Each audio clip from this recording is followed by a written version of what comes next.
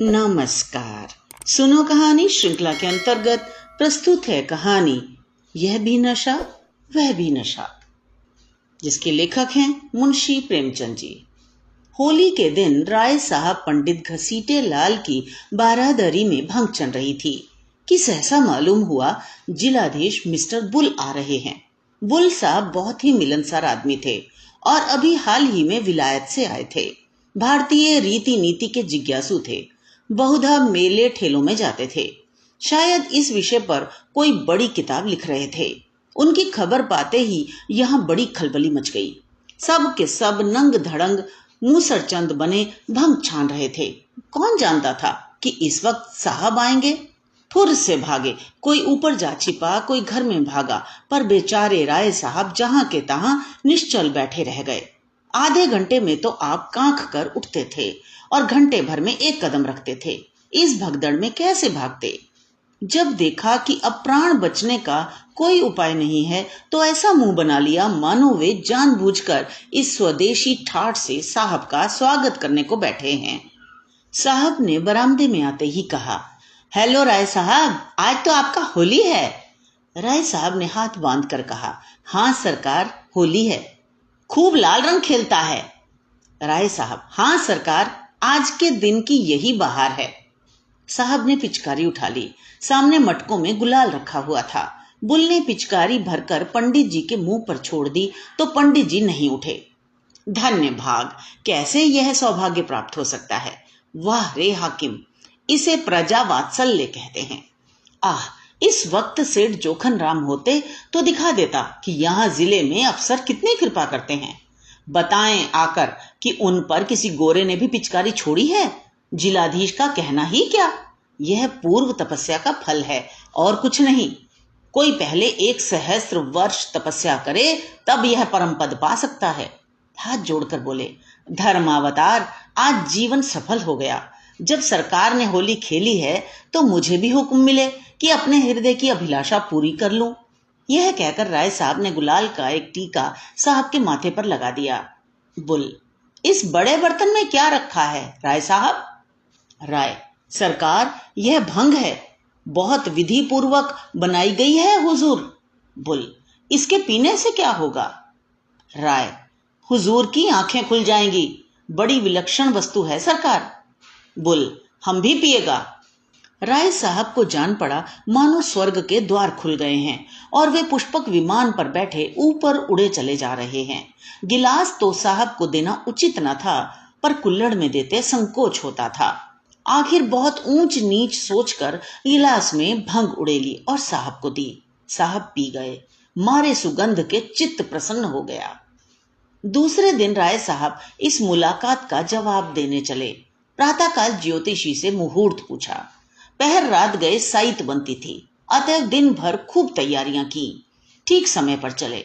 साहब उस समय भोजन कर रहे थे। खबर पाते ही सलाम दिया। राय साहब अंदर गए तो शराब की दुर्गंध से नाक फटने लगी। बेचारे अंग्रेजी दवा न पीते थे, अपनी उम्र में शराब कभी न छुई थी। जी में आया कि नाक बंद कर लें, मगर डरे कि साहब बुरा ना मान जाएं। जी मचला रहा था पर सांस रोके बैठे हुए थे। साहब ने एक चुस्की ली और गिलास मेज पर रखते हुए बोले, राय साहब, हम कल आपका बंग पी गया, आज आपको हमारा बंग पीना पड़ेगा। आपका बंग बहुत अच्छा था, हम बहुत सा खाना खा गया। राय, हुजूर, हम लोग मदिरा हाथ से भी नहीं छूते, हमारे शास्त्रों में इसको छूना पाप कहा गया है। बुल हंसकर बोले, नहीं नहीं, आपको पीना पड़ेगा राय साहब, पाप पुण्य कुछ नहीं है। ये हमारा बंग है, वह आपका बंग है, कोई फर्क नहीं है। उससे भी नशा होता है, इससे भी नशा होता है, फिर फर्क कैसा। राय, नहीं धर्मावतार, मदिरा को हमारे यहाँ वर्जित किया गया है।